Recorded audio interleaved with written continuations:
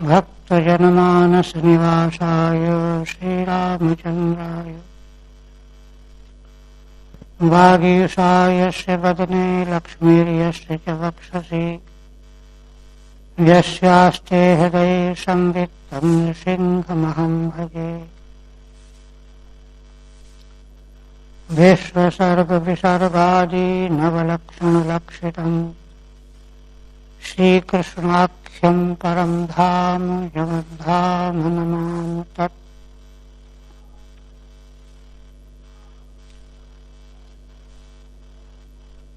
श्रीमद्भागवत के प्रथम उपक्रम स्कंध में 15 अध्याय का प्रसंग चल रहा था। पांडवों को जब यह मालूम पड़ा कि भगवान अपने अवतार के समस्त प्रयोजनों को संपन्न करके स्वरूप में प्रतिष्ठित हो गए, यदुकुल का संहार हो गया, तो तुरंत उन्होंने यह निर्णय कर लिया कि अब संसार में हमारे रहने का कोई प्रयोजन नहीं है।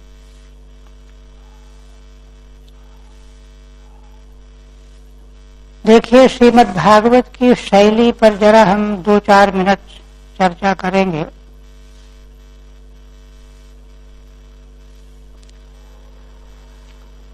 यह समग्र जीवन दर्शन का शास्त्र है। समग्र जीवन दर्शन से परिचय कराया गया है और परिचय करा करके अपने परम लक्ष्य की प्राप्ति की ओर प्रेरित किया है शास्त्र ने। पंचम स्कंध के जड़ भरत जी का रघुगण को जो उपदेश का प्रसंग है, वहां भावाटवी का वर्णन किया गया है। संक्षेप और विस्तार 2 अध्यायों में भावाटवी का वर्णन किया गया है। भाव माने संसार। संसार एक जंगल की भूल भुलैया है, बड़े विस्तार से वर्णन किया गया है।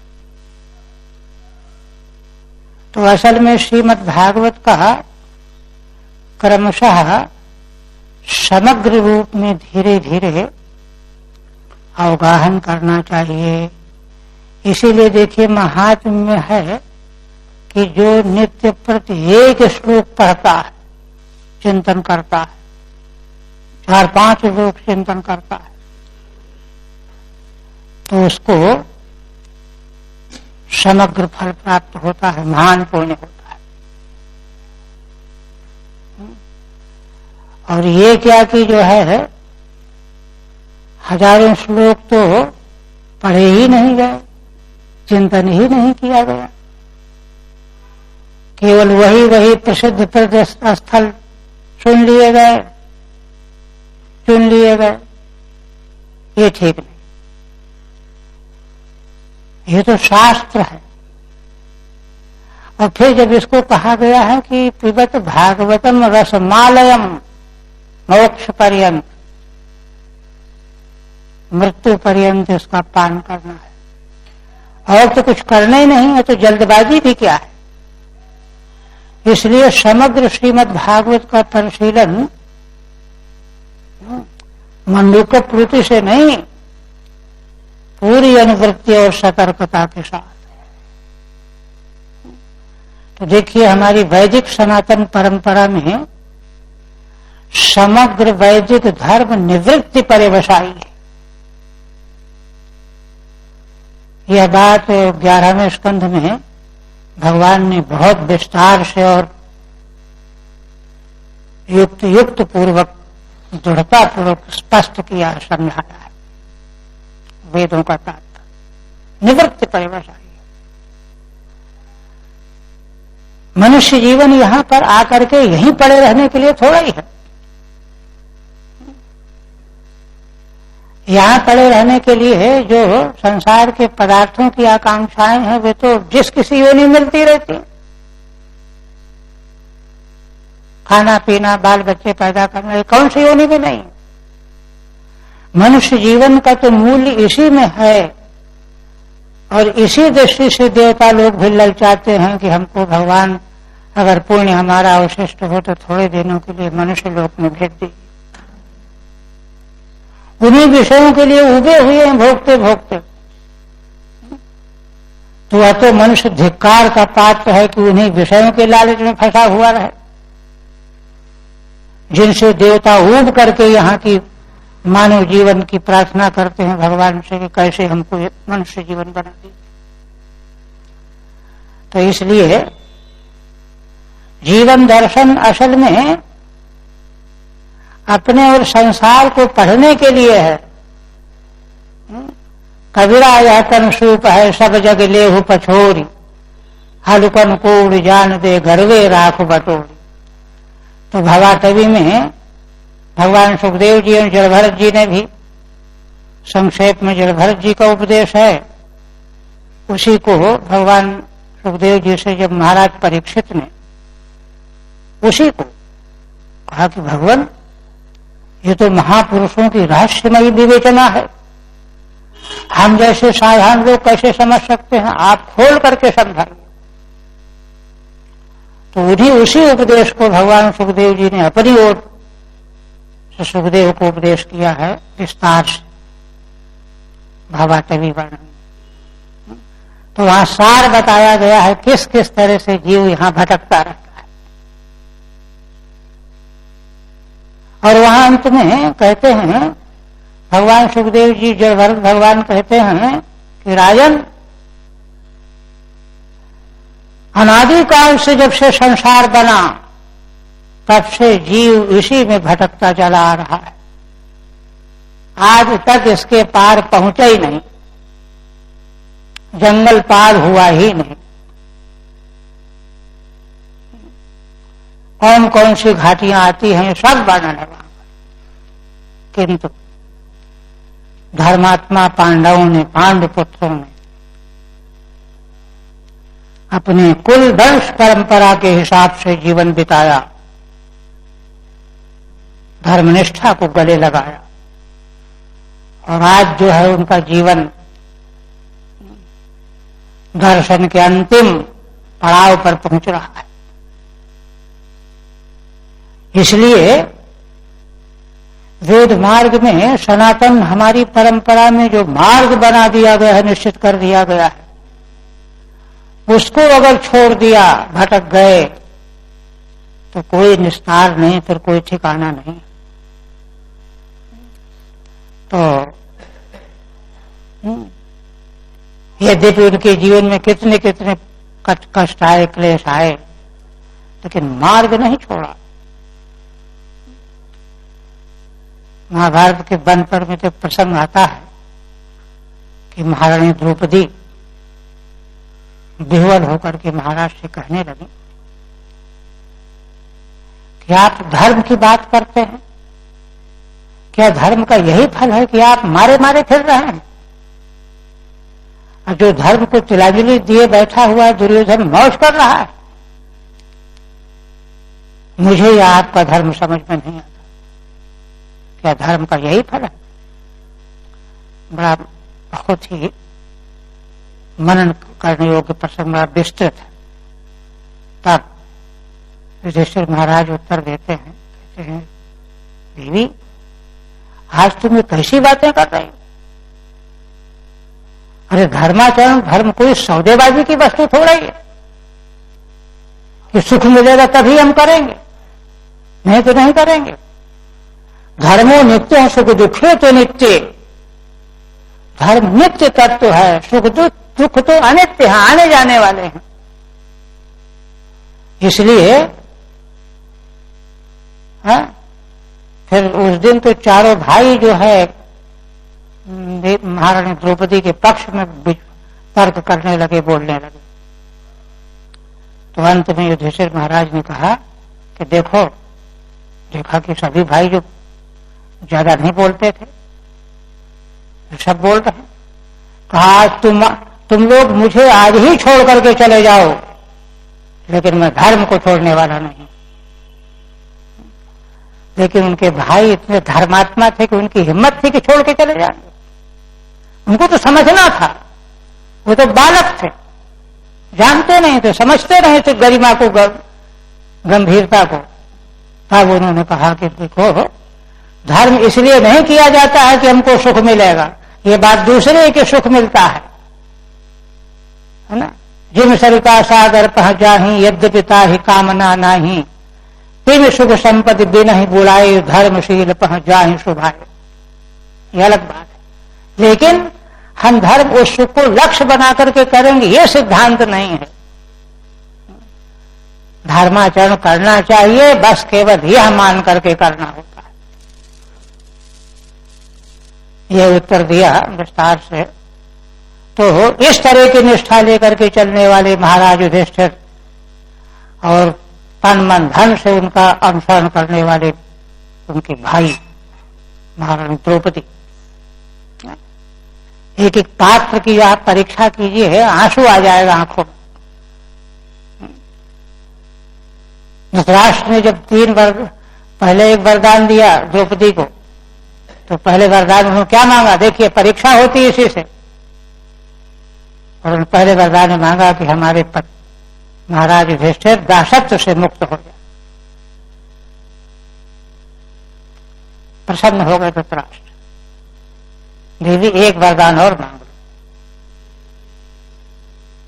तो संकुचित होता, अच्छा पिताजी आप एक वरदान और देना चाहते हैं, तो दूसरा वरदान दीजिए कि मेरे चारों पति भी दासत्व से मुक्त हो जाए। धृतराष्ट्र ने कहा कि बेटी, मुझे बड़ा सुख मिल रहा है, तुम एक वरदान और मांग लो। तो उन्होंने कहा कि नहीं, क्षत्राणी को 2 वरदान से अधिक मांगने की आज्ञा शास्त्र नहीं देता है।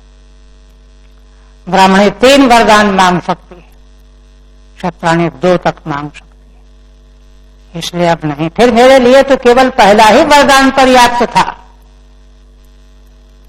हमारे महाराज युधिष्ठिर दासत्व से मुक्त हो जाने के बाद सब कुछ संपन्न कर देते, किंतु दूसरा वरदान आपने मांगने को कहा और मुझे अधिकार भी था, इसलिए मैंने 4 पतियों के मुक्ति का वरदान मांग लिया। इस तरह का जीवन चाहिए,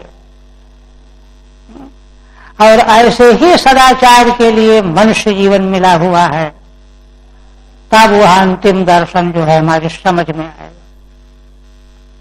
तो जीवन का जो अंतिम लक्ष्य है, अंतिम उपलब्धि है, प्राप्ति है, भगवान की प्राप्ति, भगवत तत्व में विलय, ब्रह्म तत्व में विलीन होना, ब्रह्मलय, उसी को प्राप्त करने जा रहे हैं। प्राप्त करने के योग्य बन गए, और पीछे हो चुका है, 40 तक हुआ था।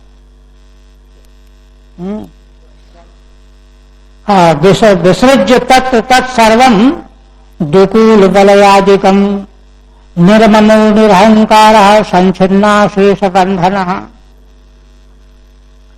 महाराज युधिष्ठिर ने सब कुछ छोड़ दिया।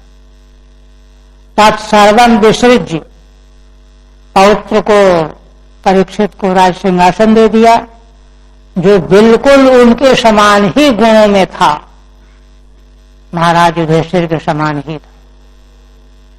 और साथ छोड़ दिया क्या? वस्त्राभूषण, राजाओं के योग्य जो वस्त्राभूषण धारण किए होते हैं, दुकूल बलयादिकम, और निर्ममो निरहंकार। अहंता ममता ही तो मूल जड़ है, देहाध्यास, मैं मेरा। तो मम रहित हो गए, अहंकार रहित हो गए। शुद्ध आत्मा में न अहंकार है न ममता है। और संसार की प्राप्ति, संसार का बंधन क्या है? अन्यथा रूप की प्राप्ति, मुक्तिर्हित्वा अन्यथा रूपम स्वरूपेण व्यवस्थिति ही।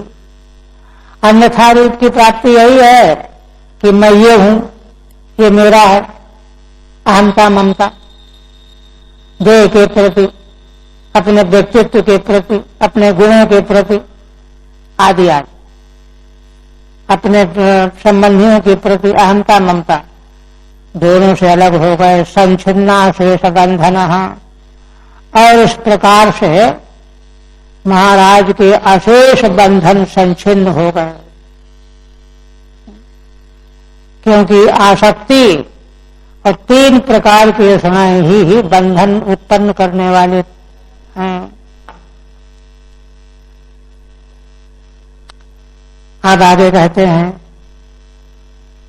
संचिन्ना अशेषाणि बंधनानि उपाधेय येन। बंधनों को श्रीधर स्वामी कहते उपाधियां हैं। उपाधि किसे कहते हैं? उपाधि कहते हैं जो निकट में रह करके अपने में रंग ले। जैसे स्फटिक मणि है, उसके पास में आप जपा कुसुम का फूल रख देंगे तो उसकी रक्तिमा या पीतिमा उसमें चमकने लगेगी। तो जपा कुसुम हो गई उपाधि, क्योंकि उसने अपने पुष्प के रक्तिमा को रंग दिया स्फटिक में जो उसमें है नहीं।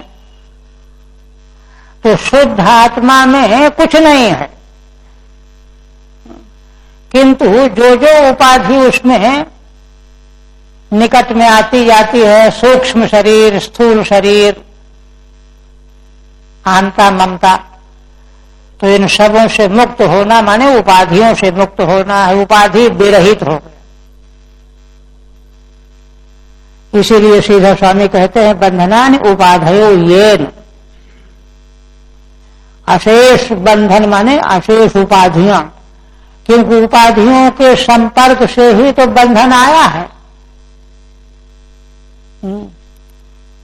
अब कहते हैं तदेव दर्शयति द्वाभ्याम। अब देखिए, जब समग्र उपाधियों से संचिन्न उपाधि हो गए, मुक्त हो गए, उपाधि आवरण ही तो बंधन है। तो कैसे किस क्रम से हुए, वह पूरी बात 2 श्लोकों में कही जा रही है। मूल के 2 श्लोक इसी में जो है महाराज बंधन मुक्त होकर के ब्रह्मलीन हो गए। क्या?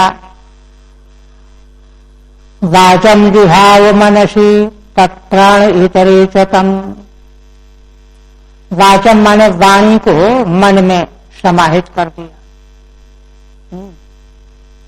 क्योंकि देखिए, वाणी जब हम बोलते हैं तो मन में कुछ सोचते हैं तब बोलते हैं।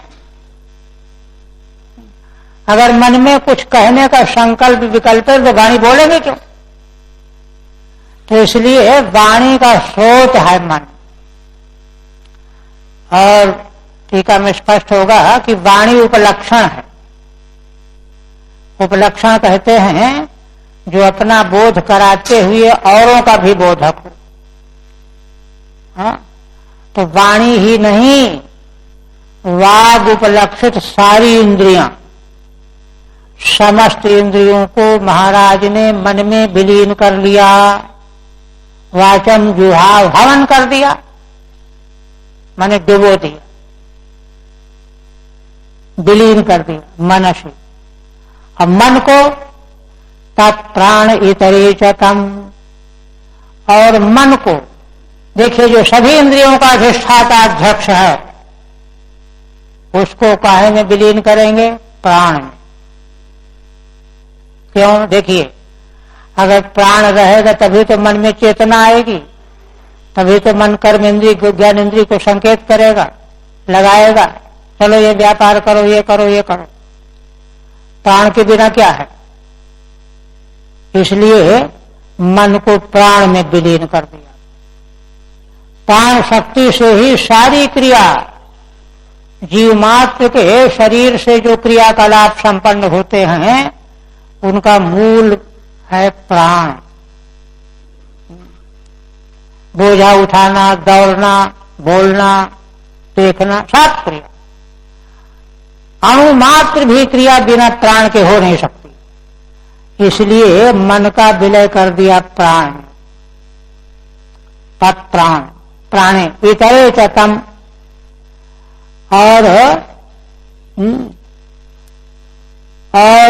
उसको प्राण को किसमें? दूसरे में। दूसरे में किसमें? प्राण के बाद पंच प्राण है ना, प्राण अपान व्यान उदान समान, तो प्राण को अपान में विलीन कर दिया। अपान जो है आकर्षक वायु है, तो अपान में प्राण को विलीन। प्राण अपान के बारे में तैत्तिरीय उपनिषद में और शायद छांदोग्य में भी बहुत बात आई है। भागवत में भी आई है 3रे स्कंध में। देखिए वहां कहा गया है कि जीव जो अन्न ग्रहण करता है, जल ग्रहण करता है, खाता पीता है, कौन खाता पीता है? अपान। अपान आकृष्ट करके खाता पीता है। तो इसलिए इतरे च तम, टीका में फिर और आएगा मृत्यावपानम। और अपान को कहा? अपान को मृत्यु में, क्योंकि अपान वायु का निःसरण गुदा इंद्री से होता है ना, गुदा इंद्री का अधिष्ठात्र देवता मृत्यु है, तो अपान का लय किया मृत्यु, मृत्यु अपानम। और साथ में उत्सर्ग, अपान वायु उत्सर्ग व्यापार वाला है। मृत्यु देवता के अनुग्रह से अनुग्रहित होकर के, है ना, मल और वायु का निःसरण करता है अपान वायु, तो उत्सर्ग क्रिया के सहित अपान को मृत्यु में विलीन कर दिया। अत्तम पंचत्वे हजो हवीत। और फिर उसको माने मृत्यु को कहा हवन कर दिया? पंचत्वे माने पंचभूतों पर लक्षित स्थूल शरीर। आकाश आदि पंचभूतों से स्थूल शरीर बना है ना, तो मृत्यु को लीन कर दिया पंचभूत से निर्मित स्थूल शरीर में। क्योंकि मृत्यु उसी की होती है, और मृत्यु किसकी होती है? तो पंचत्वे हजो हवीत, दोनों का मूल लेकर के फिर टीका करें। इसके बाद फिर कहते हैं तृतीय हित्वाथ पंचत्वम। पंचभूत से बना जो स्थूल देह है उसको तृप्त माने त्रिगुण में, प्रकृति के जो 3 गुण सत्व रजतम, पंचत्व को तृप्त में माने गुणत्रय में, सत्व रजतम। और तीनों गुणों को कहां ले गए? कार्य का कारण में लय हो रहा है ना। तच्चैकत्वे अजो हवि अजोहोर मुनि। और उस त्रिगुण को तृप्त को एकत्व में, एक कौन है? प्रकृति। तीनों गुणों की साम्य अवस्था एक रूपा प्रकृति में उसका लय किया। और प्रकृति को कहां ले गए? सर्वम आत्मनि अभिभवीत। प्रकृति को भी आत्मा माने क्षेत्रज्ञ जीवात्मा में, क्योंकि प्रकृति और पुरुष दोनों साकांक्ष सापेक्ष हैं। आत्मनि अभिभवीत। और ब्रह्मण्य आत्मानमव्यये। और फिर उस आत्मा माने जीवात्मा को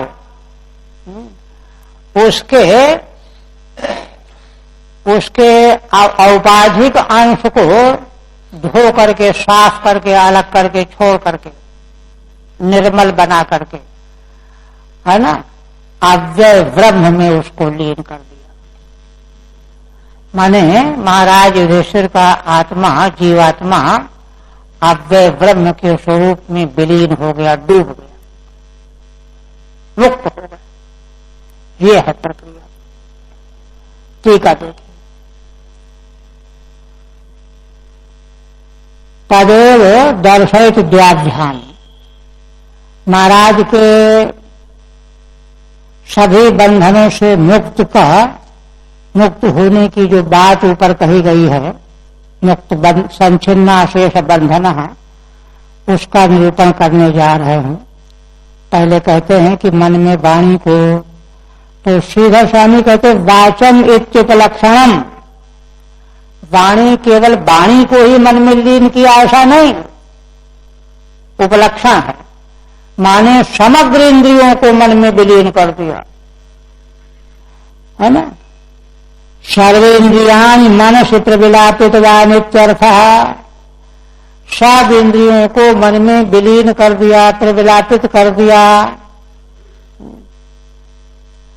और देखिए जो विवेकी विचारशील साधक है उनको यह प्रक्रिया अभ्यास करनी चाहिए, उनको भी तो इस मार्ग से जाना है।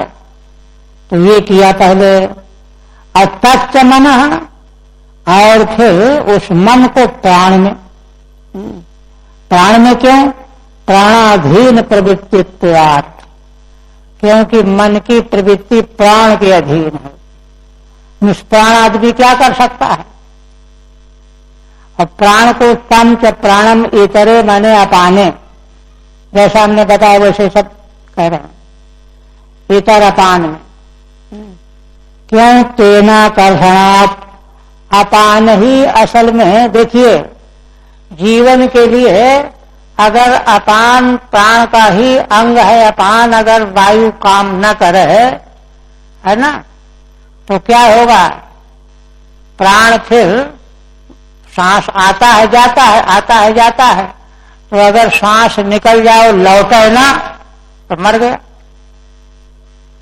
श्वास लौटता क्यों है, प्राण खींचता, अपान खींचता है, अपान के आकर्षण से प्राण सुरक्षित रहता है, खींचता है, आकृष्ट करता है। तो अपान चूंकि प्राण को आकृष्ट करता है, इसलिए अपान ही प्राण का संरक्षक है, तेनाकर्षणात्। और अपान व्यापार है उत्सर्ग, अपान व्यापार क्या, उत्सर्ग, अपान वायु का, मल आदि का उत्सर्ग। तत्सहितम अपानम, उसके सहित, अपने व्यापार के सहित। आगे जहां भी कहीं इंद्रियों का लय कहा जाएगा तो इंद्रियों के लय के साथ में उनका व्यापार भी साथ में लय हो जाएगा। तत्सहितम अपानम मृत्यु, है ना, माने आकर्षण व्यापार रूप जो अपान का व्यापार है उसके सहित अपान का लय होगा मृत्यु में। मृत्यु क्या चीज है, तद अधिष्ठात्र देवतायाम, अधिष्ठात्र देवता का नाम मृत्यु है, गुदा इंद्री का अधिष्ठात्र देवता मृत्यु। अनेनैव वागादिष्वपि तत्तत्कर्म साहित्यम ज्ञेयम। श्रीधर स्वामी कहते हैं कितनी निर्मल व्याख्या है कि देखो इससे अर्थतः लगा लेना चाहिए कि मन में जो इंद्रियों का लय बताया गया तो पांचों ज्ञानेंद्रियां अपने व्यापार के सहित मन में विलीन हुई, पांचों कर्मेंद्रियां अपने व्यापार के सहित प्राण में विलीन हुई, है ना। वागादिष्वपि तत्तत्कर्म साहित्यम ज्ञेयम, उन इंद्रियों के जो जो व्यापार हैं उन व्यापारों के सहित इंद्रियों का लय हुआ मन में, ऐसा जानना चाहिए। अच्छा, अब मृत्यु में अपान का लय हो गया, अब मृत्यु का लय कहाँ हो, तब कहते तम मृत्युम पंचत्वे, पंचभूतानाम, पंचभूतानाम ऐक्य देहे, पांचों भूतों का समुदाय ही तो स्थूल देह है, तो मृत्यु का लय हो गया पंचभूतात्मक देह में, स्थूल देह। क्यों, देह शैव मृत्यु नात्मन हित भावितवान इत्यर्थः। महाराज ने यह भावना से पक्का दृढ़ कर लिया कि मृत्यु तो देह की होती, आत्मा की तो होती नहीं है। तो देह में ही मृत्यु को व्यवस्थित कर दिया। तो इसलिए अब और मृत्यु का कहीं मतलब नहीं रहा। ऐसी भावना की आजो हवीदिति व्यंग लुगंता लुंग रूपम। 41वें श्लोक के अंत में जो पंचत्वे हजो हवीत ही अजो हवीत आया। अजो हवीत को श्रीधर स्वामी कहते हैं कि हु धातु से पहले यंग करो, यंग लुक करो और तब लुंग लकार में यह रूप बनेगा। आजो हवीत लुंग लकार का रूप है, व्याकरण की बात। इसके बाद देखिए अब आगे 42वें का तृतीय हित्वाथ पंचत्वम मूल हो गया। टीका तृतीय माने गुणत्रय, वही सात राजतम जो प्रकृति के 3 गुण हैं उनमें जो है देह का भी लय हो गया, पंचभूत स्थूल देह का। पंचत्वम देहम तृतीय। और तृत्व कहाँ गया? तृत्वम एकत्व। एकत्व कौन? अविद्या मूल प्रकृति एक रूपा है। और सर्वम सर्वारोप हेतुम अविद्याम। अच्छा, अविद्या जो है सभी के आरोप कराने का हेतु है, परम कारण तो वही है, मूल है। तो उस अविद्या को आत्मा माने जीव में, क्योंकि अविद्या से अवच्छिन्न होकर के ही तो शुद्ध चेतन जीव बन जाता है ना। अविद्यावच्छिन्नम चैतन्यम जीव है, चाहे अंतःकरणावच्छिन्नम चैतन्यम जीव है, दोनों तरह के लक्षण किए जाते हैं वेदांत परिभाषा में। तो कहते हैं यहां पर कि सभी प्रकार के आरोप का हेतु माने कारण जो अविद्या है, उस अविद्या को जीव में विलीन कर दिया।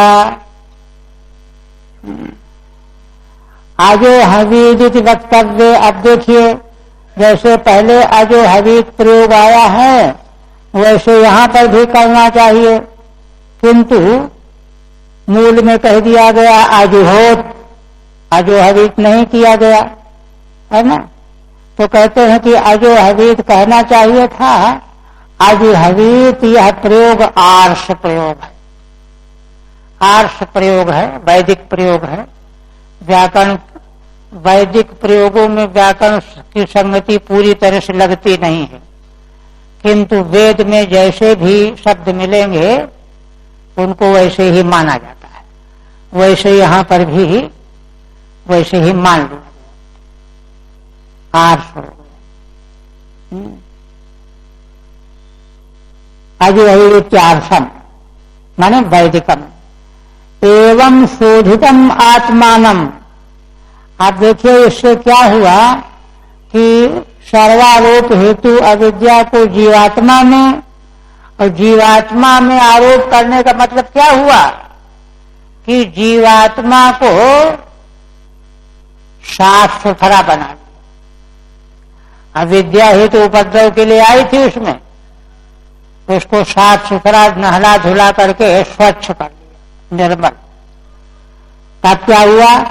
एवं शोधितम आत्मानम, ऐसे शुद्ध किए हुए आत्मा को ब्रह्मणि अव्यय कूटस्थे, अव्यय कूटस्थ ब्रह्म में विलीन कर दिया। देखिए, जीवात्मा तब तक कूटस्थ ब्रह्म में विलीन नहीं हो सकता जब तक अविद्या मल को साफ नहीं कर लेगा। साधन का यही तो उपयोग है कि अविद्या जो मूलभूत मल है, विकार है, उसका शोधन हो। इस क्रम से लय करते करते अविद्या को निगलेक्ट कर दिया। अब आत्मा शुद्ध बुद्ध हो गया। तो शुद्ध बुद्ध आत्मा तो ब्रह्म अपने आप है ही।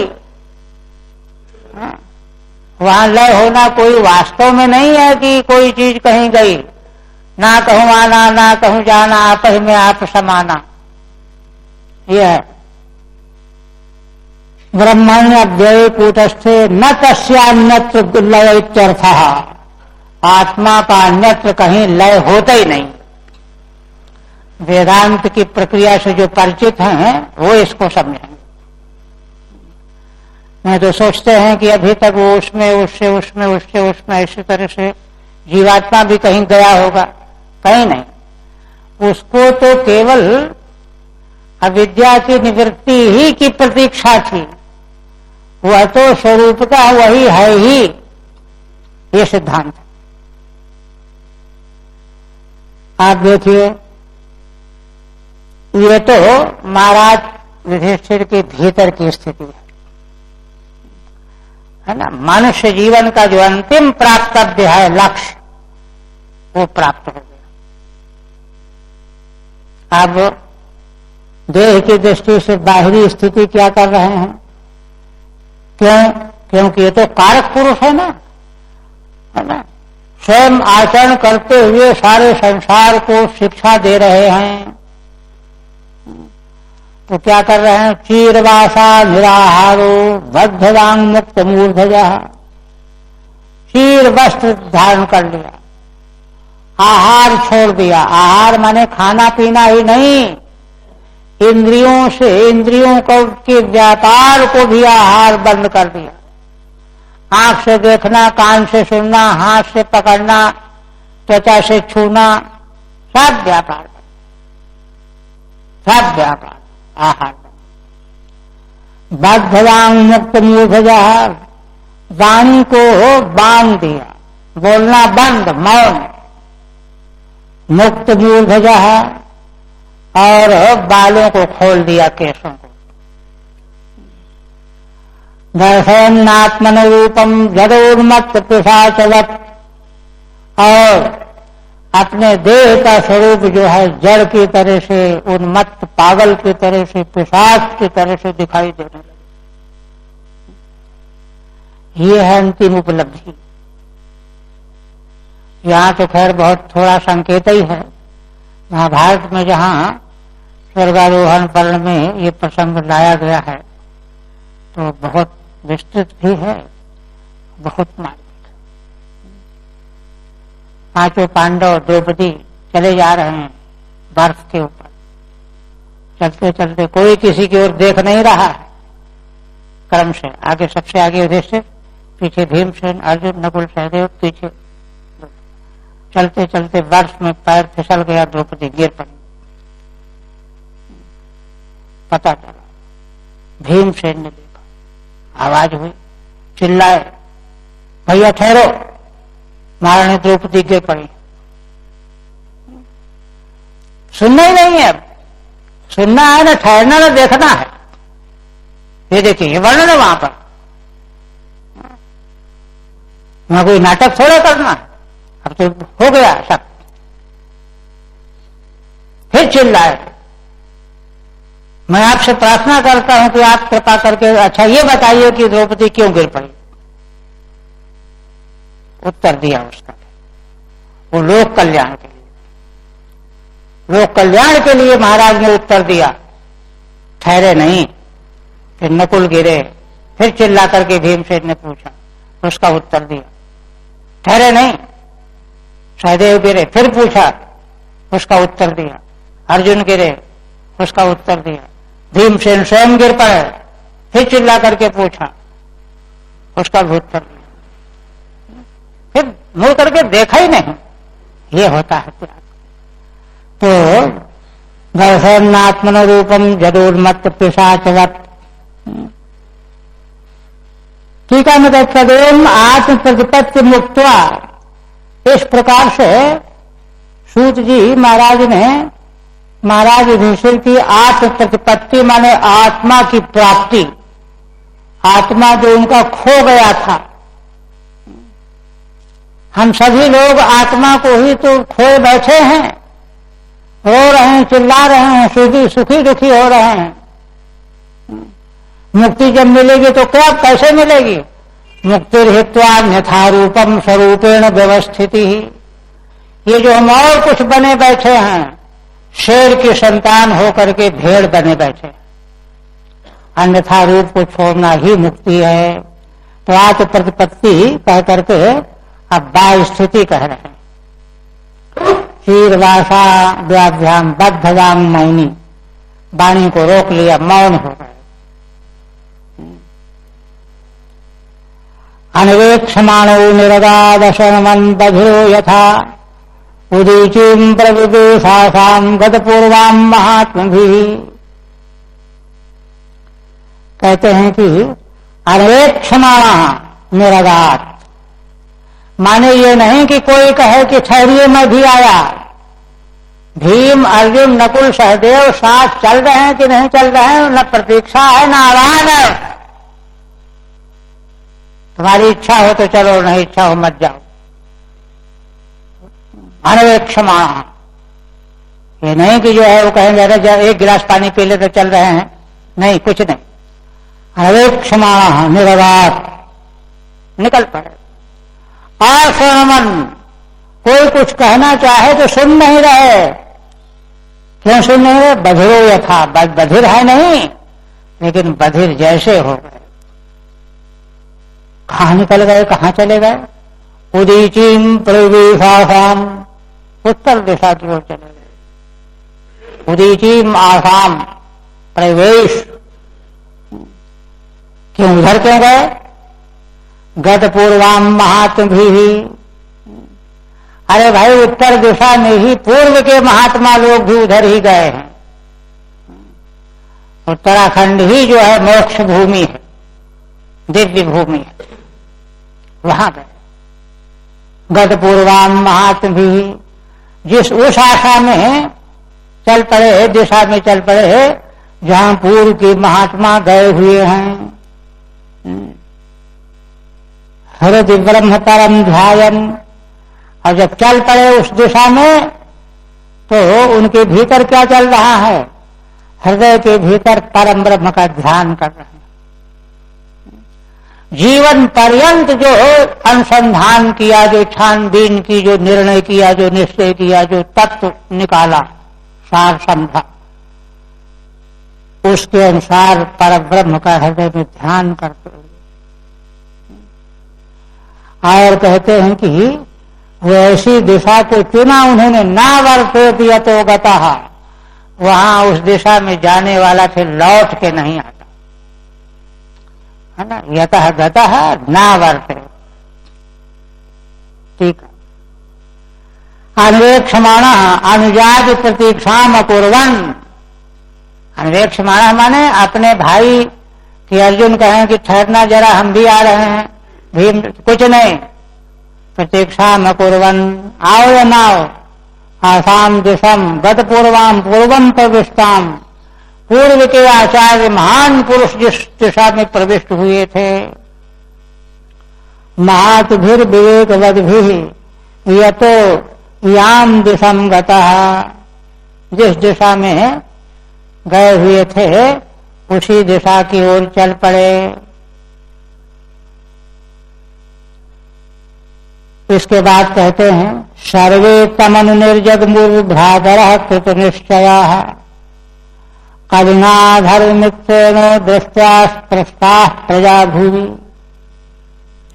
इसके बाद कहते हैं कि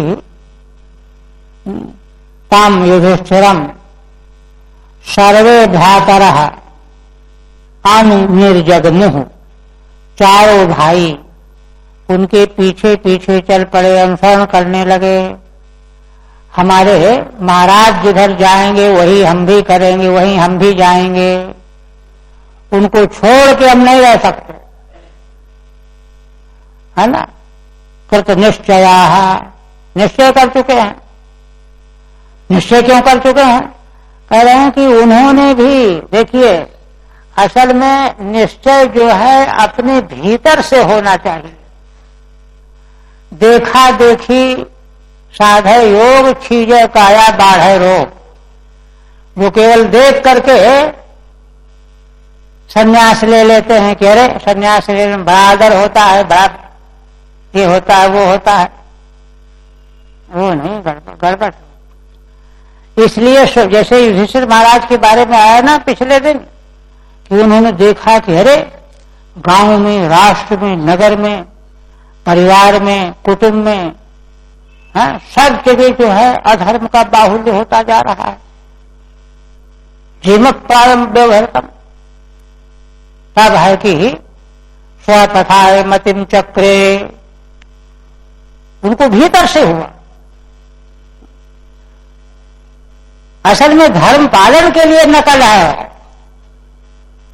अंतिम परमार्थ में छलांग लगाने के लिए नकल नहीं। वहां तो वस्तु स्थिति चाहिए, वह वस्तु स्थिति अपने को दिखाई पड़े। इसलिए कह रहे हैं कि कलिनाधर्म मित्रेण, कलियुग जो अधर्म का मित्र है, दोस्त है, दृष्टा स्पृष्टा प्रजा भूमि, उन लोगों को भी दिखाई दे गया कि पृथ्वी लोक में सारी प्रजा जनमानस अधर्म जिसका मित्र है कलयुग के द्वारा छू लिया गया है, अशुद्ध हो गए हैं, अपवित्र हो गए हैं।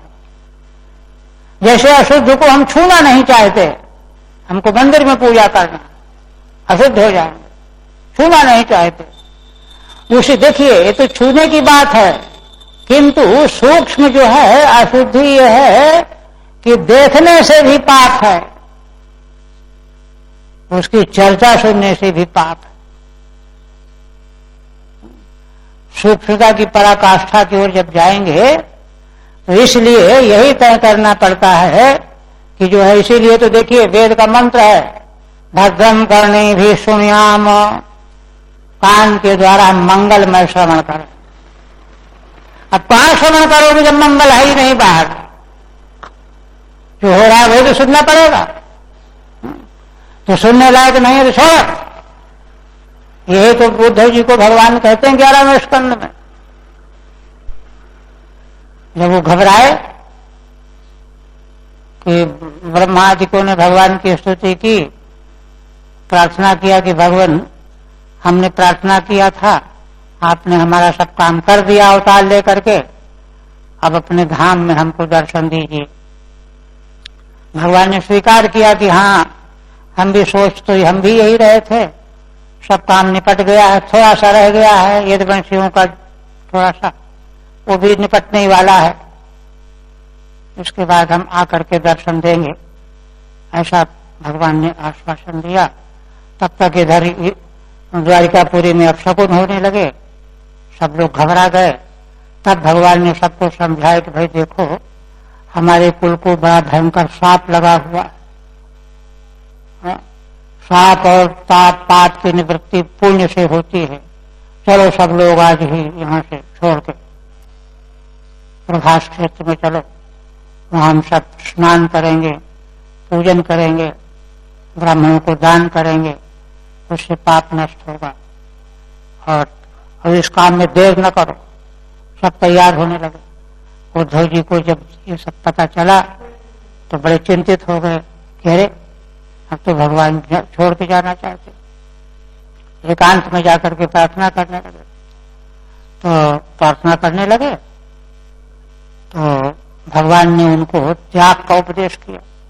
कहा कि हाँ, बात तो तुमने ठीक समझा है, मैं ये सोच रहा हूँ, ब्रह्मादि लोग आए थे, शिव जी ब्रह्मा जी, वो भी चाह रहे हैं कि अब यहाँ का काम निपट गया है, तो मैं भी सोच रहा हूँ।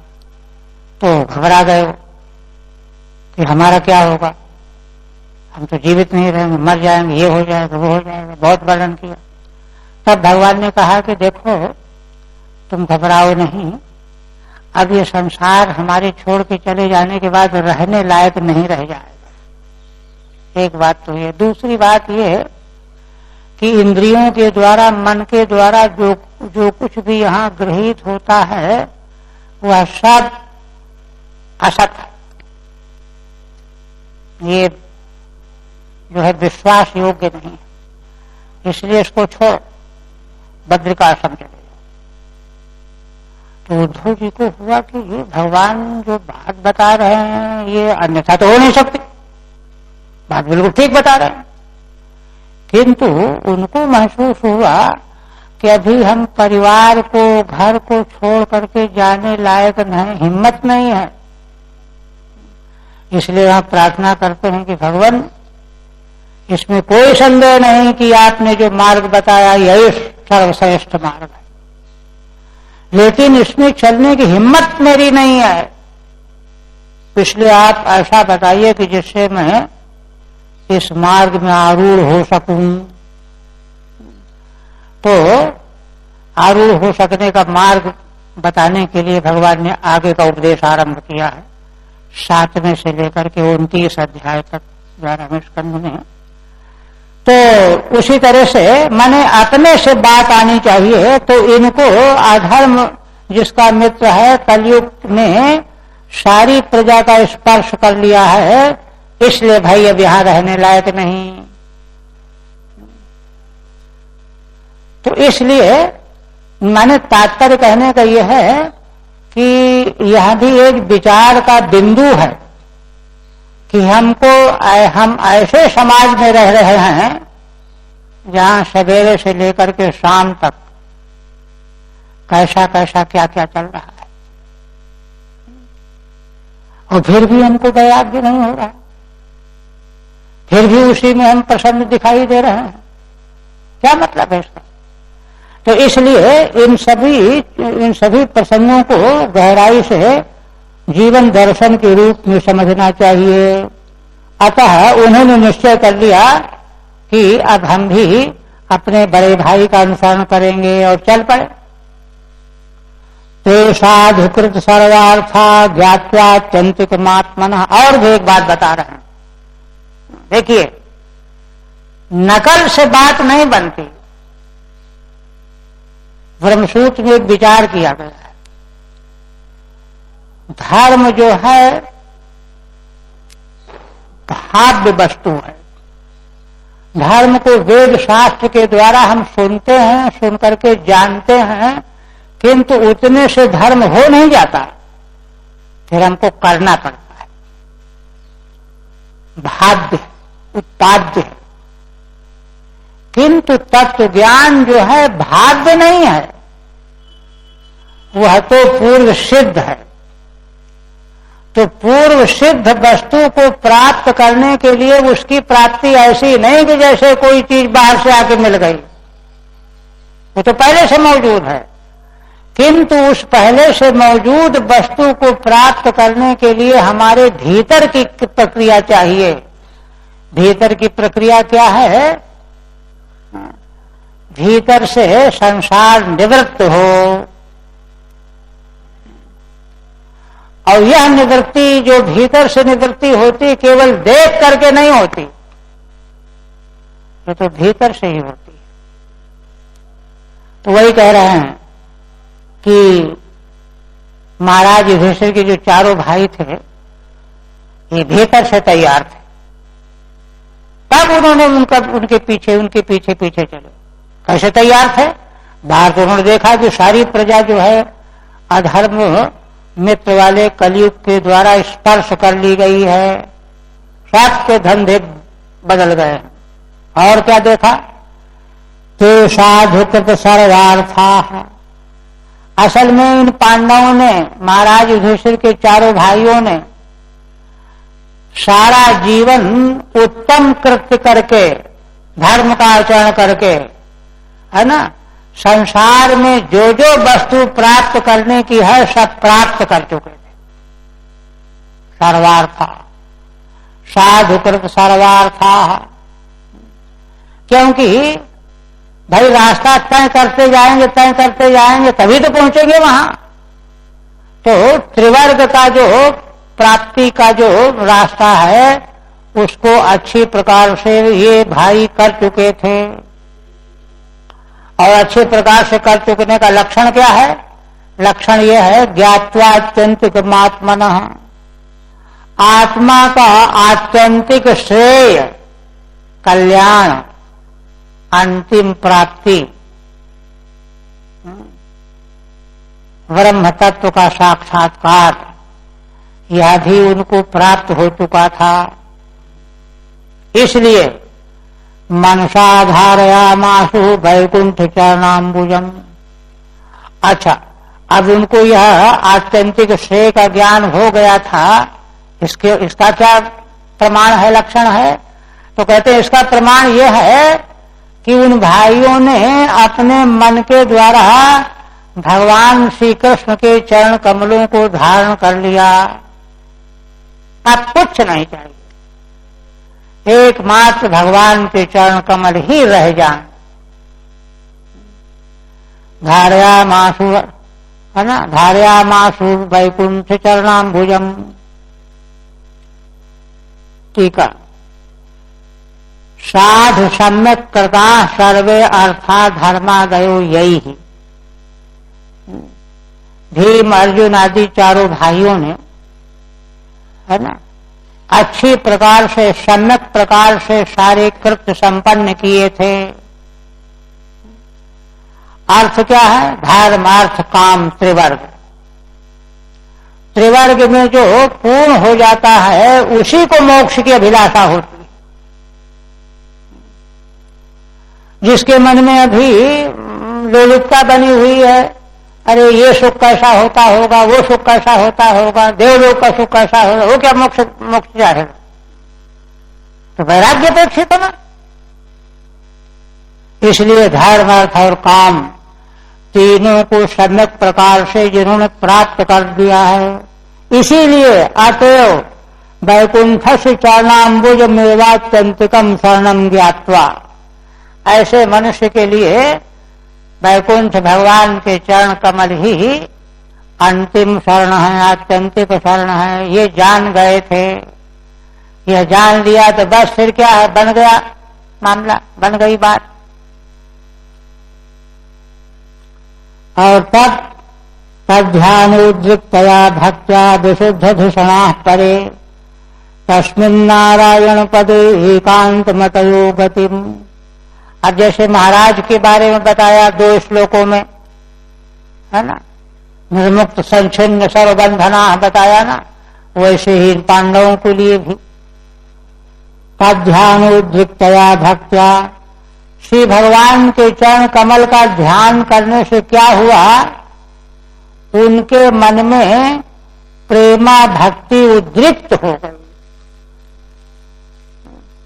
भगवान के प्रति प्रेम जो है छलकने लगा, उद्रिक्त हो गया। और उससे क्या हुआ? उससे यह हुआ विशुद्ध धिषणा परे। धिषणा माने बुद्धि, उन चारों की बुद्धि अत्यंत निर्मल हो गई, विशुद्ध हो गई। पीछे बता चुके हैं कि बुद्धि का नैर्मल्य इंद्रियों के निग्रह होने से और वासनाओं की पूरी तरह से सफाई हो जाने से। जैसे किसी स्नेह पात्र में जो चिकनाई है उसको दूसरे पात्र में केवल डालने से ही सफाई नहीं होगी, उसको रेत से रगड़ना पड़ेगा, पूरी तरह से चिकास निकल जाए, तब वह बुद्धि निर्मल बुद्धि बनेगी। और यह जो है भगवान की प्रीति से होता है। इसलिए विशुद्ध धिषणा परे, जब विशुद्ध बुद्धि हो गई उनकी, भीम अर्जुन आदिकों की, तब क्या हुआ? तस्मिन् नारायण पदे, तब जाकर के उस अंतिम नारायण पद, ब्रह्म पद जो है, पर ब्रह्म परमेश्वर परमात्मा, एकांत मतयो गतिम, एकांत मति के द्वारा उनकी गति बन गई। कथम भूते पदे, है ना, विधूत कल्मषाम आस्थानम निवास स्थानम यत् तस्मिन्, जिनके कल्मष शुद्ध हो गए हैं उनके जो निवास स्थान है भगवान नारायण, उनमें। कौन सा श्लोक है?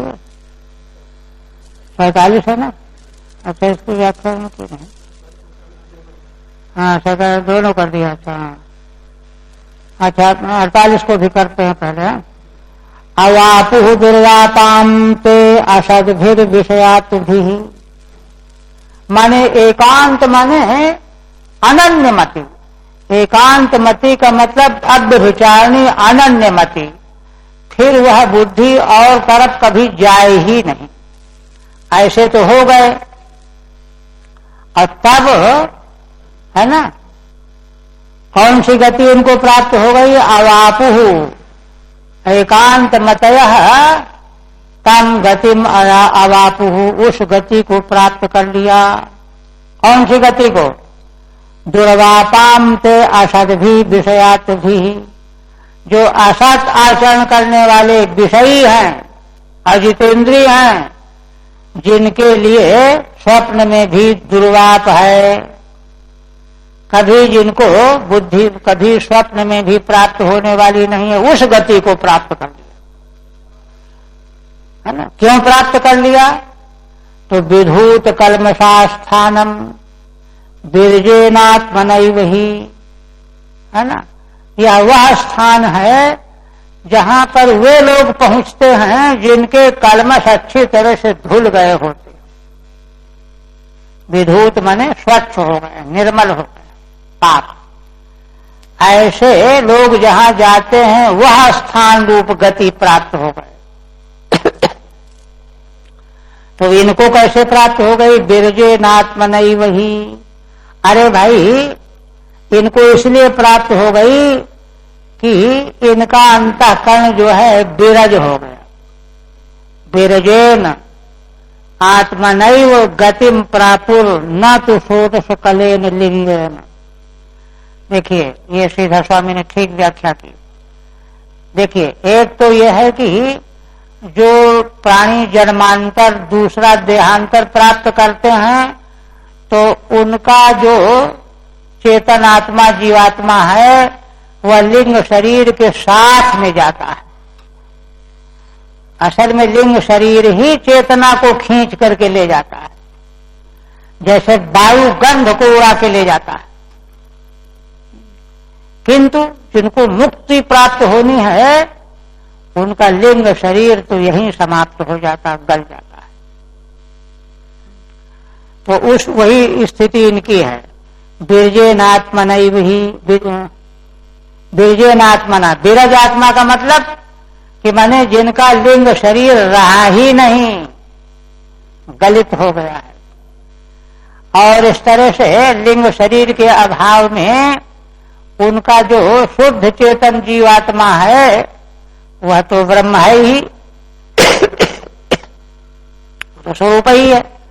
इस प्रकार से प्राप्त कर लिया उन्होंने। न तो षोडश कलेन लिंगेन अथवा गतेर्वा विशेषणम। दूसरी तरह की व्याख्या करते हैं, है ना, विरजेन आत्मना गति का विशेषण है। विरजेनात्मनैवावस्थान स्थान रूपाम गतिम। हाँ, विशेषण मानने पर विरज आत्मा रूप से ही उनको गति मिलना माने अवस्थान हो। ये बात हमेशा ध्यान रखें कि वेदांत की प्रक्रिया में कहीं आना जाना नहीं रह जाता। माने अंतःकरण से रहित होकर के शुद्ध चेतन जीवात्मा का रह जाना ही वही परम प्राप्ति है, कहीं आना जाना नहीं है। दूसरी व्याख्या है विरजेनात्मनैव अवस्थान रूपाम गतिम। विशुद्ध अपने शुद्ध स्वरूप आत्मा रूप से अवस्थान ही गति है। उपचार से गति कहा जा रहा है। वैसे तो गति माने चल के जहां पहुंचना है, यहां चल बल के नहीं पहुंचना है। उपचार से गति कहा जा रहा है ना। कहते क्यों? ते विधूत कल्मषाः, क्योंकि उनके सारे कल्मष धुल गए थे। इस तरह से पांचों पांडव और मां कुंती का तो पहले ही हो गया था, अब आगे कह रहे हैं। विदुरोऽपि परित्यज्य प्रभासे देहमात्मवान् कृष्णावेशेन तच्चित्तः पितृभिस्वक्षयं ययौ। अब विदुर जी के बारे में कह रहा है। विदुर जी का जैसा व्रत महाभारत वर्णन किया गया है, इनके बारे में कहा गया, आगे भी तीसरे स्कंध में संकेत किया जाएगा कि विदुर जी के प्रति जब दुर्योधन आदिकों ने दुर्व्यवहार किया और धृतराष्ट्र चुप रह गए, तो उनके कटु व्यवहार से विदुर जी को ठेस नहीं लगी। तो जानते थे कि ये दो कौड़ी के लोग हैं, किंतु अपने बड़े भाई धृतराष्ट्र जिनको पिता की तरह मानते थे, पूजते थे, वे कुछ बोले ही नहीं कि उसको डांटते कि क्या बकवास कर रहा है। यह बात विदुर जी को लग गई और धनुष बाण वहीं पर हस्तिनापुर के द्वार पर रख करके चले आए, माया को नमस्कार करके प्रणाम करके। तो वहां भागवतकार कहते हैं कि देखो, कौरवों के पुण्य से विदुर जी मिले थे, आज इनका पुण्य नष्ट हो गया, इसलिए विदुर जी इनसे अलग हो गए। कौरव पुण्य लब्धया शब्द आया है, ऐसे विदुर जी। तो जिनका सारा जीवन भगवतमय धर्म में बना हुआ था, विराट, तो उनके बारे में कहते हैं विदुरोऽपि परित्यज्य प्रभासे देहमात्मवान्। विदुर जी ने भी धृतराष्ट्र की मुक्ति होने के बाद वहां से शोक मोह युक्त होकर के चल पड़े तीर्थाटन को, और प्रभास क्षेत्र में जब आए तो आत्मज्ञानी तो हो ही गए थे। वहां उन्होंने कृष्णावेशेन तच्चित्तः, भगवान श्री कृष्ण का आवेश आ गया। तीसरे स्कंध में वर्णन किया गया है कि जब उद्धव जी से भेंट हुई विदुर जी की, वहीं से तो तिरस्कृत होकर के जा रहे थे, घूमते घूमते पृथ्वी के तीर्थों में घूम रहे थे, विदुर जी से भेंट हो गए। उद्धव जी से मिले, गले लगा कर समाचार पूछने लगे। तो महान भक्त थे, भगवान से उपदेश सुन करके वो बद्रिकाश्रम जा रहे थे और ये तीर्थाटन कर रहे थे, वहीं भेंट हुई। तो उन्होंने बताया जब उद्धव जी ने कि भगवान ने अंतिम में जो है कितना अनुग्रह किया मेरे ऊपर, अपनी महिमा को प्रकाशित करने वाला ज्ञान मुझे सुनाया। उद्धव जी कहते हैं, रोते हुए कहते हैं, भगवान की उदारता देखो विदुर, अपनी महिमा को प्रकाशित करने वाला ज्ञान उन्होंने मुझे दिया। तो विदुर जी को बड़ा लालच आ गया कि हम भी सुन लेते तो अच्छा रहता। तो उनसे प्रार्थना करने लगे कि वह ज्ञानात्म हमको भी सुना दीजिए। तो उन्होंने कहा कि विदुर, तुम जानते नहीं हो, भगवान ने मेरे सामने मैत्रेय जी को यह बात सौंपी है कि मैत्रेय, यह ज्ञान जो मैंने तुमको सुनाया है, दिया है, इसको विदुर जी को सुना देना। इसलिए आप, भगवान का आदेश है, इसलिए मेरा सुनाना ठीक नहीं है, भगवान का संकल्प देखो। इसलिए आप हरिद्वार जाओ, हरिद्वार में रह रहे हैं, वो सब सुनाएंगे आप। तो इतना कह करके और विदाई हो गई, तो चल पड़े इधर। तो वहां वर्णन आया भागवत में कि 15 मिनट तक विदुर रोते रहे कि देखो तो भगवान की कृपालुता, दयालुता, मैं मौजूद नहीं था, लेकिन उनको मेरी याद बनी थी और वह अंतिम उच्च कोटि का ज्ञान विज्ञान उन्होंने मुझे प्राप्त हो जाए इसके लिए आदेश दिया।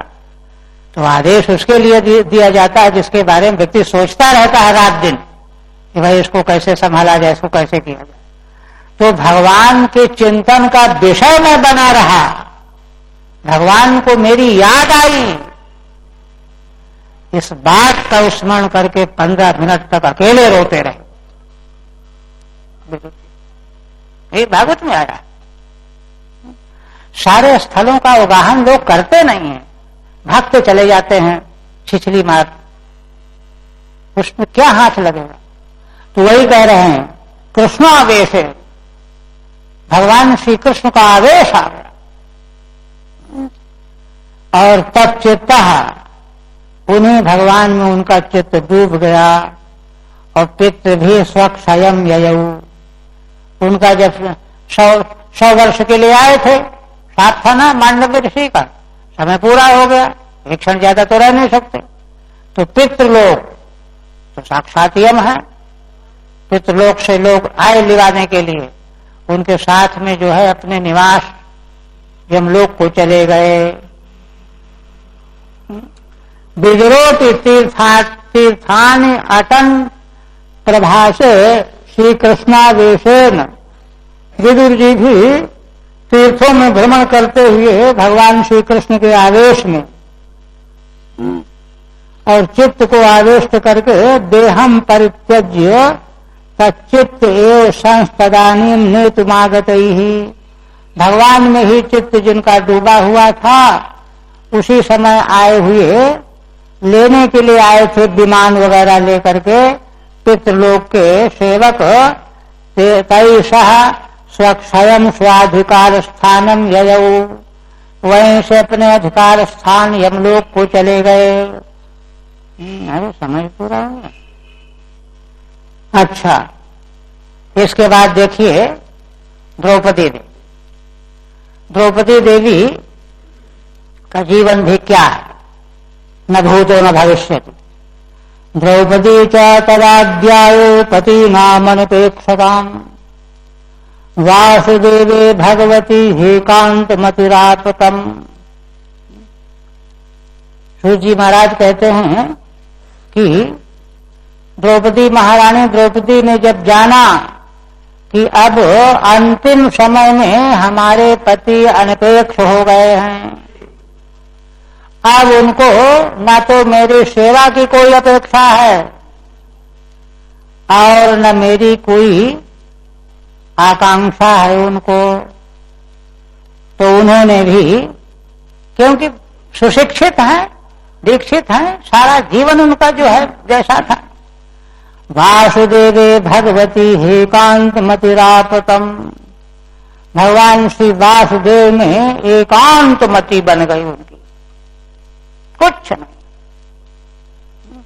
क्योंकि देखिए अब मृत्यु जो है कोई ऐसा तो नहीं कि वो जो है फोन करके आएगा भाई 7 दिन के बाद हम आने वाले हैं, उसको तो पता ही नहीं कब खत्म हो जाए मामला। इसलिए एक एक एक मनोवृत्ति ऐसी बना के रखनी चाहिए कि तत्काल अगर गड़बड़ हो जाए तो वही मन पहुंच जाए। इसलिए जीवन पर्यंत जो है साधन में और उस अंतिम वस्तु के चिंतन में डूबे रहना चाहिए। तो इसीलिए जो है एकांत मति बन गई। अगर पहले से अभ्यास न किया होता तो कैसे बनती, इतना मामूली काम है पढ़ना। एकांत मति का मतलब होता है कि एकमात्र भगवान के चरण ही और कुछ नहीं, अनन्य मति, एकांत मति। तम आप उन्हीं भगवान वासुदेव में विलीन हो गई, मिल गई, डूब गई, प्राप्त हो गई। आत्मानम प्रत्यनपेक्षताम तदा ज्ञात्वा तम आप, अपने प्रति अपने पांडवों की अनपेक्षता को जब जाना तो बस अब तो केवल भगवान है, संसार है, व्यवहार है तो धर्म है, और संसार और धर्म से परे तो केवल भगवान है। आप कहते हैं यह श्रद्धया तद भगवत प्रियाणाम पांडव सुतानाम हित संप्रयाणम सनोच्चलम स्वस्तेनम पवित्रम लब्ध्वा हरौ भक्ति मुपैति सिद्धिम। देखिए कितना बड़ा फल बता रहे हैं सूत जी महाराज। अब सोचिए आप कि अगर ऊपर ऊपर बात जाएंगे तो ये फल जो बताया जा रहा है कहां से आएगा। इसलिए ऊपर ऊपर बांचना नहीं है। कहते हैं या श्रद्धया, जो मनुष्य श्रद्धा पूर्वक किसको एतत् भगवत प्रियाणाम, जो भगवान के प्रिय थे, दोनों तरह का समास है। भगवान प्रिय है ये शाम तेषाम भगवत प्रियाणाम, जिनको भगवान प्रिय हैं, अथवा भगवान को जो प्रिय हैं। पांडव भगवान को प्रिय थे। कौरवों की सभा में भगवान ने गर्जना पूर्वक कहा, दुर्योधन देखो पांडव मेरे अनुयायी हैं, यस्तान द्वेष समाम द्वेष यस्तान समामनु। जो पांडवों से द्वेष करता है मुझसे द्वेष करता है। जो पांडवों का अनुयायी है वह मेरा अनुयायी हो सकता है। तुम तो केवल बात करते हो, ऐसे फटका रहा। तो इसलिए भगवान के प्रिय थे पांडव। ऐसे है ना, श्रद्धा पूर्वक जिनके भगवान को जो प्रिय हैं, अथवा भगवान जिनके प्रिय हैं और कोई प्रिय नहीं संसार में, है ना, ऐसे कौन है? पांडु सुदानाम, पांडु महाराज के पुत्र युधिष्ठिर आदि। इनका संप्रयाण, अंतिम महाप्रयाण मोक्ष सदगति, जो सुनता है सुनोति, क्या होगा सुनने? सुनोच्चरम स्वस्थैनम। असल में यह इनका महाप्रयाण जो है शांति का घर, स्वस्ति का आयन माने घर, स्वस्त्ययनम, और पवित्रम और परम पवित्र है, पवित्रम स्वस्थैनम। इसको जो सुनता है, देखिए ऊपर ऊपर से जो है छिछली मार से थोड़े होगा। तो क्या होगा? पवित्रम लब्ध्वा हरौ भक्ति मुपैति सिद्धिम। उसको दो चीजें मिल जाती हैं। भगवान में भक्ति प्राप्त हो जाएगी और परम सिद्धि प्राप्त हो जाएगी। परम सिद्धि वही निशेष की प्राप्ति, और सिद्धि उद्धि नहीं, निशेष की प्राप्ति ही सिद्धि, अंतिम सिद्धि है। ठीक है। इति एवं यत् संप्रयाणम, इस प्रकार से इन भागवत प्रियजनों का जो संप्रयाण है, महाप्रयाण है। अलम अतिशयन स्वस्थयनम, जो अतिशय शांति का द्वार है। इसको सुनते सुनते व्यक्ति की समाधि लग जाती है, डूब जाता है। मंगलास्पदम, मंगलास्पद, अलम पवित्रम, और परम पवित्र है। तो उसको भगवान में भक्ति मिल जाएगी और परम सिद्धि श्रेय की प्राप्ति हो जाएगी। हरि ओम तत्सत्। श्रीमद्भागवते महापुराणे प्रथम स्कंधे पांडव स्वर्गारोहणम नाम पंचदशोऽध्यायः। सच्चिदानंद भगवान की जय।